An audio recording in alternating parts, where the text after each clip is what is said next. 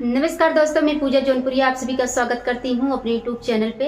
आज एक चुटकुला गारी गीत लेके आई हूँ। आप सब सुनिए, जैसा भी लगे लाइक शेयर कमेंट जरूर करना।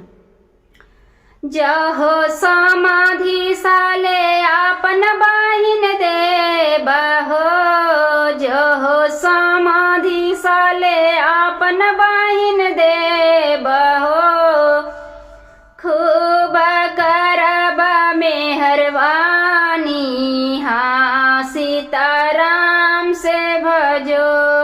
अरे खूब करब मेहरबानी हाँ सीताराम से भजो।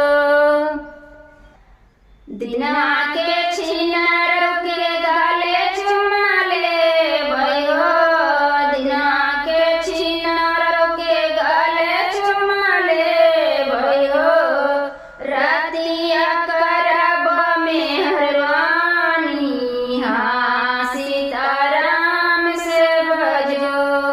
अरे रतिया करब मेहरबानी हाँ सीताराम से भजो।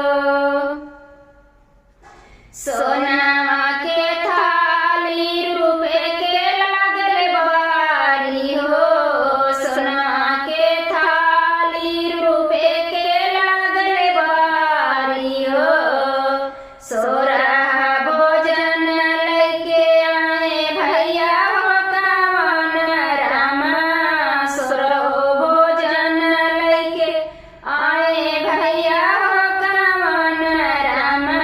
अरे निहुरी के करत सलामी हाँ सीताराम से भजो।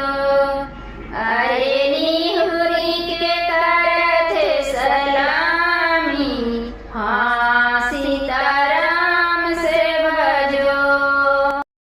जहो दुल्हे रामा अपन बहिन दे बहो, जहो दुल्हे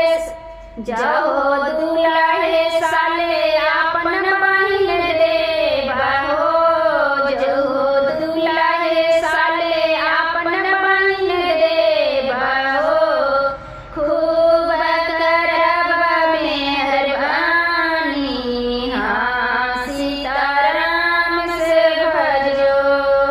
अरे खूब करब मेहरबानी हाँ सीताराम से भजो। दिना के छिनार के गले चुमा ले भयो, दिना के छिनार के गले चुमा ले भयो, रतिया करब मेहरबानी हाँ सीताराम से भजो। अरे रतिया करब मेहरबानी हाँ सीताराम से भजो। जहो अगुआ साले आपन बहिन दे बहो, जहो अगुआ साले आपन बहिन दे बहो, खूब करब मेहरबानी हाँ सीताराम से भजो। अरे खूब करब मेहरबानी हाँ सीताराम से भजो। दिना के छिनार के गाले चुमा ले भयो, दिना के छिनार के गाले चुमा ले भयो, रतिया करब मेहरबानी हाँ सीताराम से भजो। अरे रतिया करब मेहरबानी हाँ सीताराम से भजो। सोना के थाली रुपए के लागल बारी हो, सोना के थाली रुपए के लागल बारी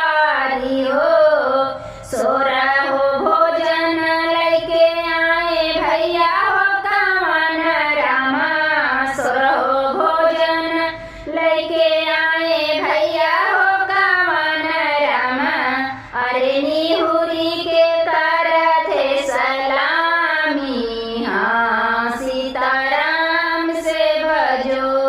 अरे निहुरी के करथे सलामी, हाँ सीताराम से भजो। जहो बरतियन अपन बहिन देवा हो, जहो बरतियन अपन बहिन देवा हो। खूब करब मेहरबानी, हाँ सीताराम से भजो। अरे खूब करब मेहरबानी, हाँ सीताराम से भजो। दिना के छिनरव के गाले चुमा लेबै हो, दिना के छिनरव के गाले चुमा लेबै हो। रतिया करब मेहरबानी, हाँ सीताराम से भजो।